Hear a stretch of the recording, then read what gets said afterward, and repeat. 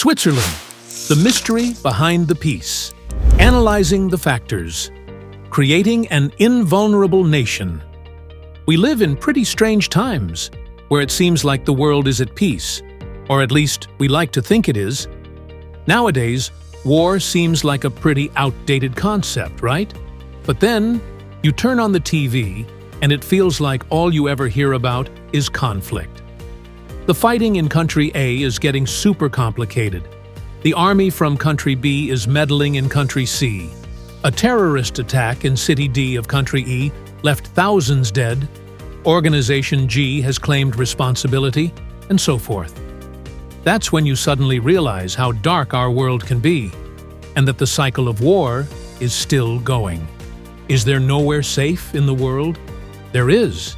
It's a place in Western Europe, surrounded by the stunning natural beauty of the Alps, with an area of over 41,000 square kilometers, a population of 8.5 million people, and where there hasn't been a war in over 200 years. That place is Switzerland. So why is Switzerland so safe? 1. Switzerland, a land of surprises. When you think of Switzerland, what are the first things that pop into your head? Probably the big banks, Nestlé chocolate, Rolex, Omega, or Cartier, and those seriously expensive watches. It's a pretty small country, landlocked, and located right in the heart of Western Europe, surrounded by European heavyweights like Germany, France, Italy, and Austria. The only tiny neighbor they have is Liechtenstein.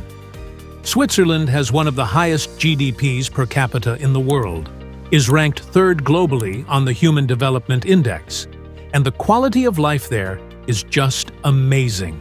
Basically, being born in Switzerland is like winning the lottery. Look at any map of Europe from 1815 to now. Whether it's during the World Wars or the European Union, you'll always see a weird blank spot. That blank spot, right in the middle of the most war-prone countries in history, is Switzerland. What is it about Switzerland that has kept it from being painted over by superpowers during the most awful wars in human history? What is it that makes Switzerland so utterly impossible to invade? And why is Switzerland the only country that has managed to pull it off? The answer lies in 4 unique factors that exist only in this country: its geography, its diplomacy, its economic strategy, and its thorough preparation for war. 2. Geographical factors. Nature's armor. It's safe to say that geography is the first thing to look at if you want to understand why a nation succeeds or fails. Switzerland's landscape is full of mountains and hills. In the south, there's the Alps mountain range, with an average height of 2.5 kilometers above sea level. This is a barrier that's impossible for any army to cross. To the north, on the border with France, there's the Jura range. They may be smaller than the Alps in height, but they're still big enough to stop any invasion from that side.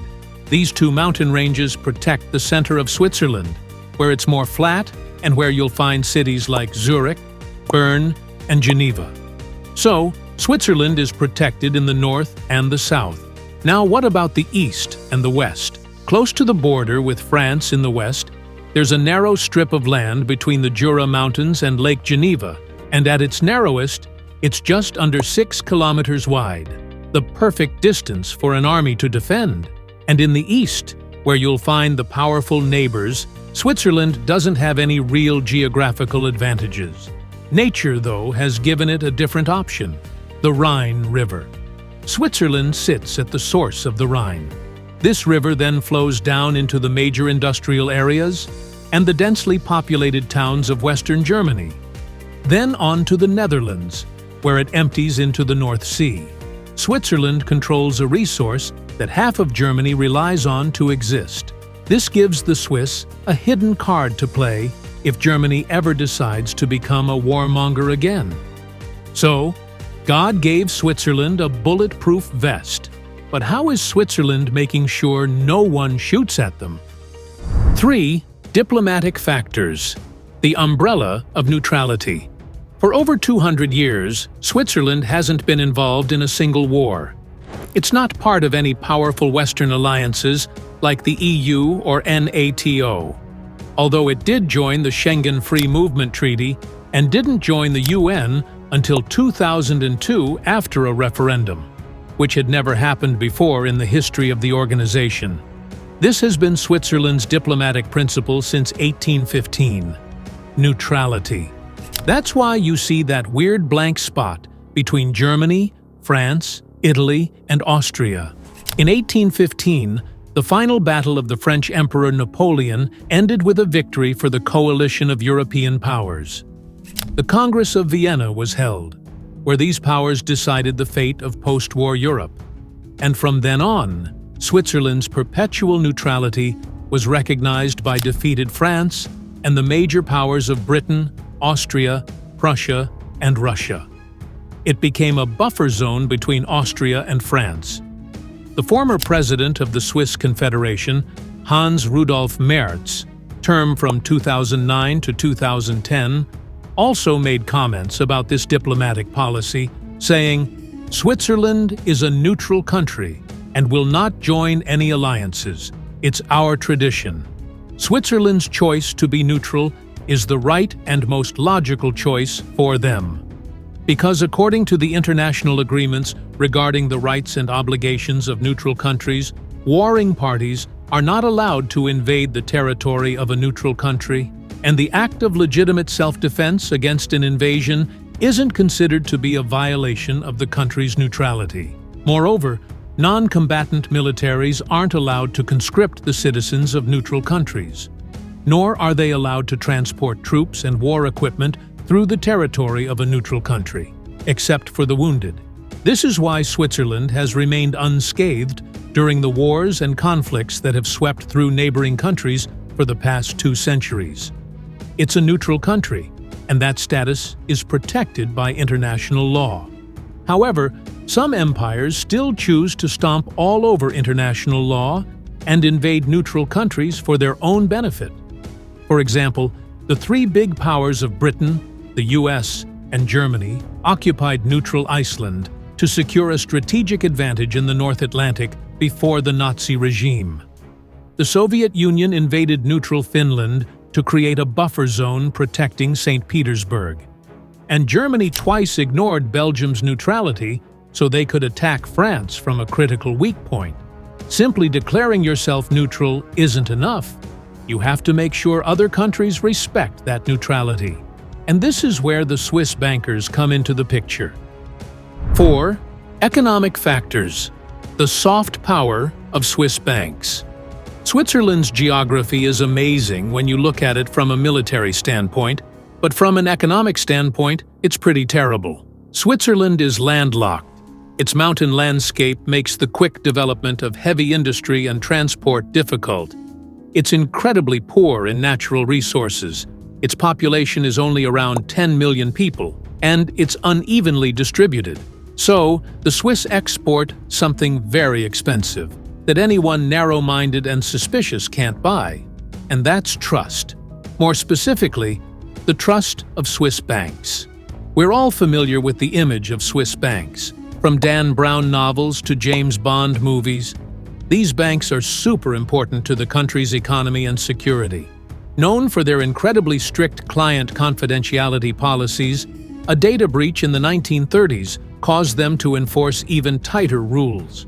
Only senior managers are allowed to access detailed client data, and transaction staff aren't allowed to. What's more, Swiss law strictly forbids the disclosure of client information to any third party, including tax authorities, government bodies, and investigative agencies of any country, including Switzerland, unless they have a warrant from a Swiss court.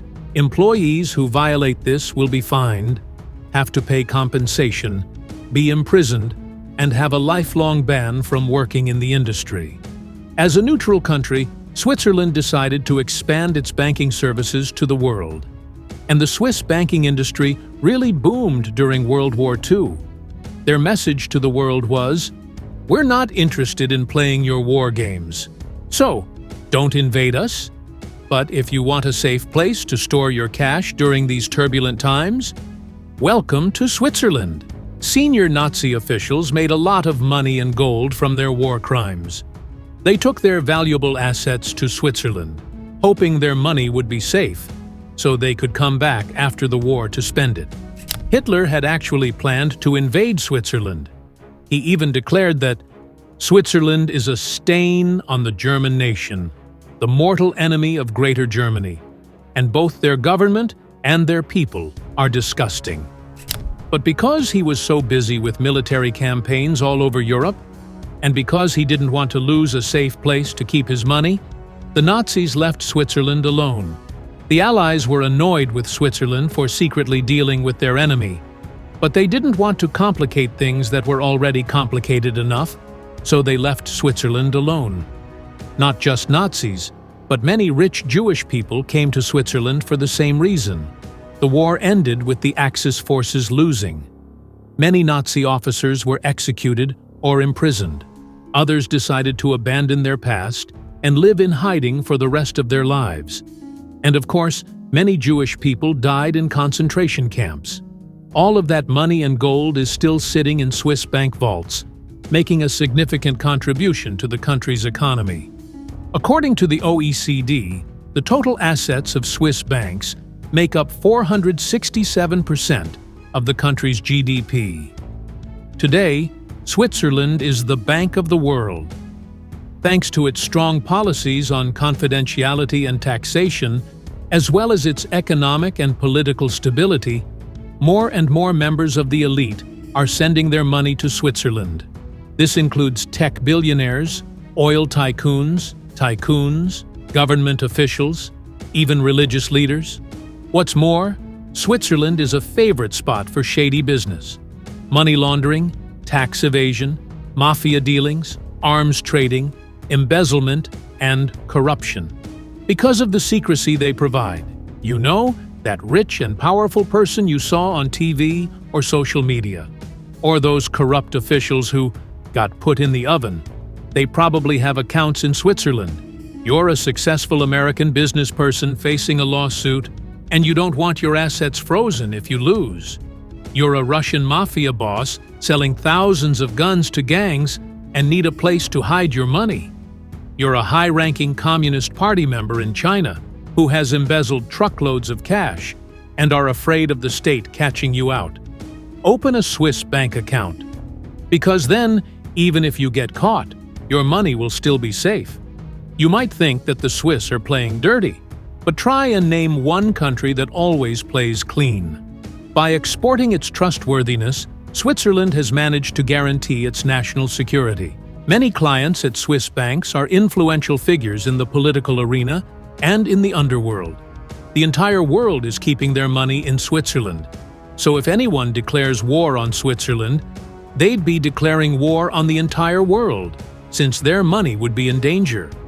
So the Swiss have not only declared neutrality to humanity, they've made humanity protect their neutrality. As long as money is the driving force of the world, Switzerland will remain strong. 5. Military factors. Prepare for war. To protect peace. Let's just imagine that some country is determined to invade Switzerland.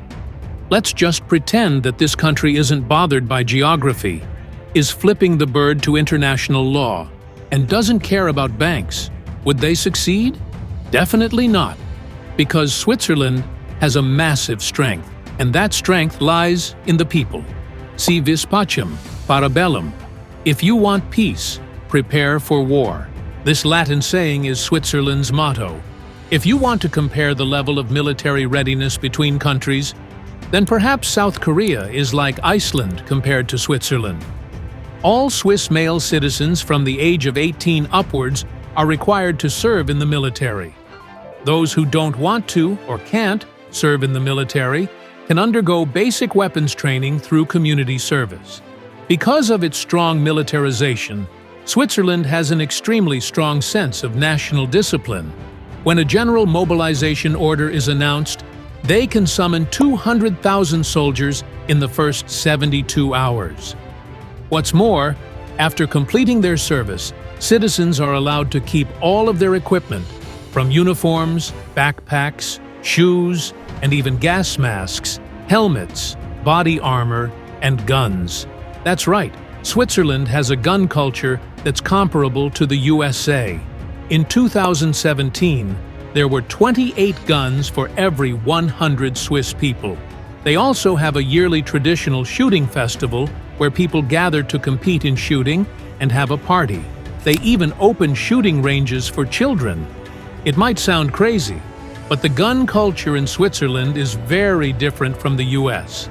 In Switzerland, people are taught that keeping guns is their responsibility for national security, not for self-defense or to serve their own personal interests.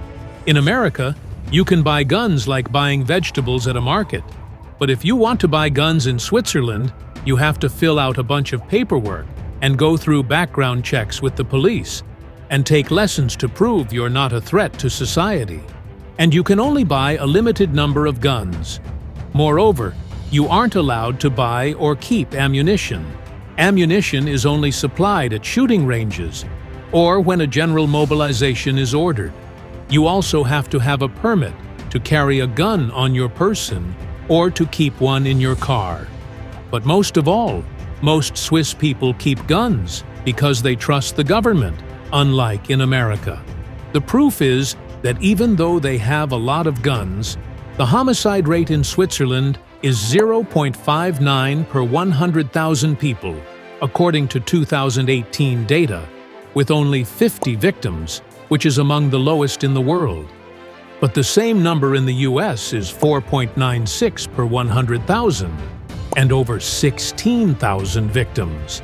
Because of this gun culture, Switzerland can carry out guerrilla warfare effectively to fight against stronger opponents in wartime. The Swiss strategy is to retreat into the treacherous mountain areas and make the enemy as miserable as possible. At key transport hubs like highways, tunnels, bridges, passes, or train tracks, the Swiss army has set up a large number of explosives that can be detonated to cut off the enemy's route.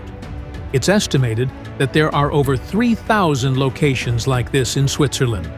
Also, Switzerland has something known as dragon's teeth, concrete structures that look like a Toblerone chocolate bar, which will slow down the speed of tanks, making them easy targets for anti-tank weapons.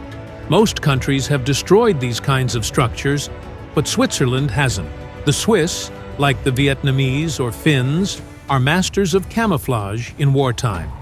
Many houses, rocks, and hills that look harmless are actually small military bases. The Villa Rose in the town of Nyon, a strategically important spot on the map of Switzerland, is actually a small, disguised fortress, right next to a Toron fence. The shack to the right looks like a harmless stable, but it's hiding an anti-tank gun and a machine gun nest. This rock is a great military base, as it has a strategic view of the city, the river, the railway, and the bridge below.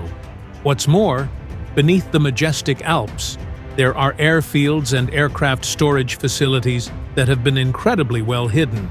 The Swiss have covered up the existence of these bases, and any time their soldiers have mentioned them online, the information has been quickly removed. Switzerland has an air force in the Alps, but nobody knows where these airfields are. This is a clear message from Switzerland to anyone thinking of using their air force to attack the country. Speaking of things that are hidden in Switzerland, you have to mention the bunkers. Ever since nuclear weapons were first used in 1945 and the ideological battle between the US and the Soviet Union followed, Switzerland has always been worried about a possible nuclear war. So, a massive bunker system was built all over the country to ensure all Swiss citizens could be safe if there was a nuclear war. Today, anyone building a new house in Switzerland has to make sure their house has a bunker that can withstand a nuclear explosion. Or if you're scared of the high cost, you can pay to reserve a space in a public bunker in your area. Public bunkers are located in government buildings, train stations, and other crowded locations. And of course, in the Alps, you'll find many huge bunkers that are used for both military and civilian purposes. Currently, the bunkers in Switzerland can hold 113% of the country's population, and they have even planned for the possibility of a huge influx of refugees into Switzerland. The risk of nuclear war is less now, since the end of the Cold War. So many old doomsday bunkers have become tourist attractions. And for family bunkers, keep in mind that wine and cheese are key parts of Swiss culture, so these bunkers are now used to store wine and cheese. Of course, if a nuclear war is about to happen, the bunkers would be used for their original purpose. And when the radioactive dust settles, the only ones left in the world will likely be world leaders, cockroaches, and 8.5 million Swiss people. If a nuclear war can't defeat them, then what can? Conclusion: thanks to its geographical barriers, a policy of diplomatic neutrality, a strong economy, and a solid military strategy, Switzerland is like a giant trap hidden inside a fortress, challenging the most powerful war machines. A peaceful country with beautiful nature, a transparent government, direct democracy, a high quality of life, advanced thinking, plenty of income, and guaranteed security. What more is there? This is the most perfect country in the world. So, start saving up. If at some point around 2030, you hear that there's a man with a strange mustache giving rousing speeches to angry crowds in Berlin, then that's the time to book a flight to Switzerland.